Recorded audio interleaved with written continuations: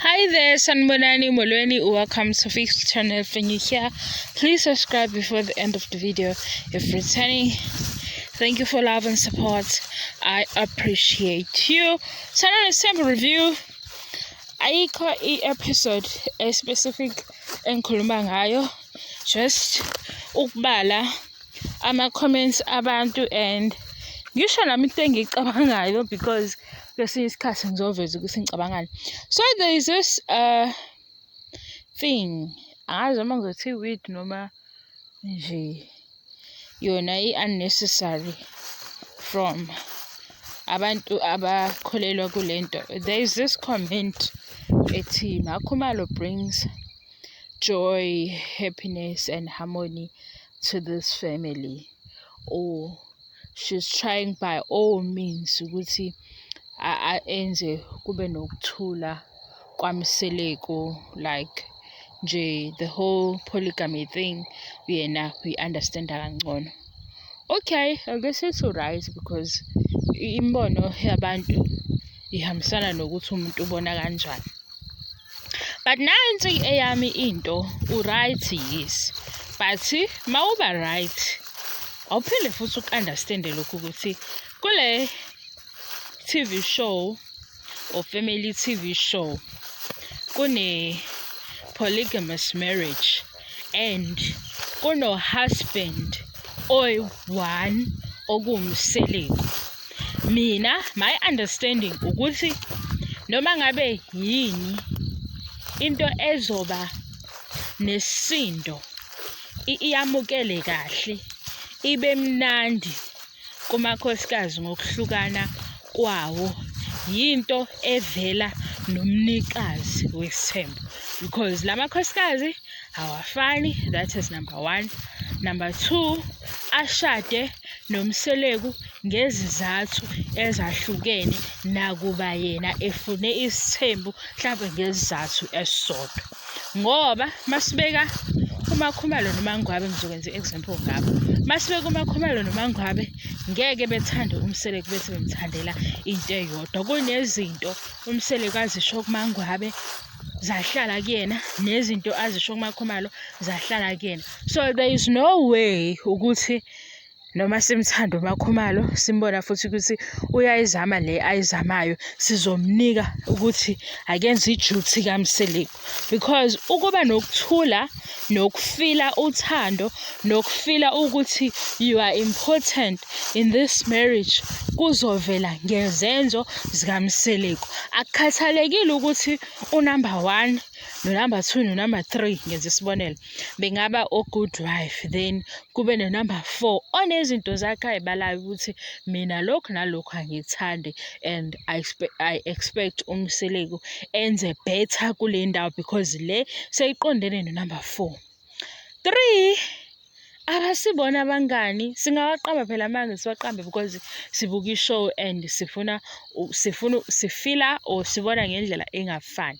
Abasibo abangani, siyazi ukuthi uMangwabe unabangani bakhe, uMakhumalo unabangani bakhe, uMacele unobhesti bakhe, uMayeni unobhesti bakhe.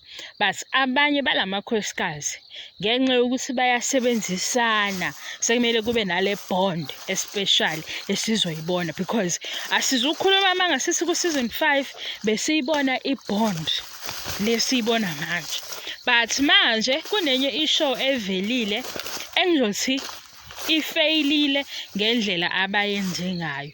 Ukwenza ama-corrections kule show ephekwa manje kuzoqala ngokuthi laba abazokhuluma phambi kwethu beluleka abantu hayiqale kubo le ndaba abazoyishumayela kubantu. Do you understand? Lento yokuthi umuntu awukwazi ukuthi uletha i-testimony kodwa abantu bengayiboni kuwena. Fana nani mawusebenzisa into lezi zo-skin products, umuntu akufanele ukuthi uzushumayele kakhulu, wuwe okufanele ubonakala ukuthi okay lezi zinto ayidayisayo ziyasebenza. The same way okuphekwa ngayo le show esilindele kufanele siqale sibone le beautiful friendship ukuze sazi ukuthi abantu laba bakwazi ukulalelana, abantu laba bakwazi ukuthi behlanganise izinto. So nemibono abayibekayo bayibeka ngoba beyiphila le mpilo. Mase kuthi-ke abanye abantu-ke aba-toxic abafana no-Fix SA bazokutshela ukuthi no, season 5 asaze siyibone le friendship. Le friendship ku-season 5 beyinga-exist. Angisho ukuthi ayikho genuine manje ngoba isikhona, kodwa le friendship ku-season 5 beyinga-exist. Kangangoba makuza ishow igumbi lamakhosikazi bashilo abantu ukuthi bazasoluleka kanjani bona bengazwani kuqala.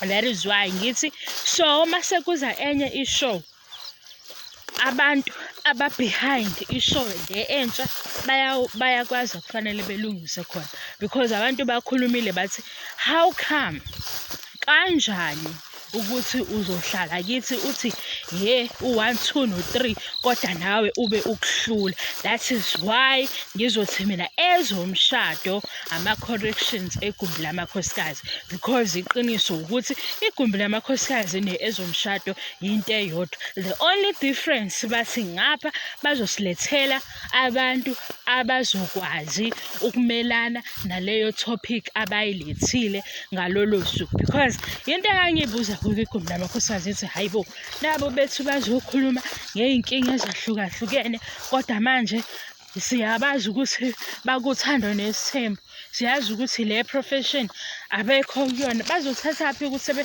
siphumaphi ulwazi lokukhuluma ngazo zonke iy'nkinga zabantu, kwaba ukuthi ukhona ozobe ewumeluleki. Do you understand? Manje mase beza nale ehlukile, because ngisho le nto manje siqala ukuthi hayibo akwazi ukuthi ngazokhulunywa nge-mental health kodwa akekho omele lokho. Guys, ngisekhaya ngilusa iy'nkomo, ningamangali ngisangikhuluma ngendlela engaqondakali, ngingenisa iy'nkomo.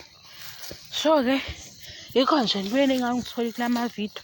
Ekhaya kubhizi nezinto ey'ningi, but-ke kumnandi kuba sekhaya nje, enjoya khona lokho. Ngabe yaphikile imoto Jesu, hayi abantu abangafuni ukuhlala emakubo.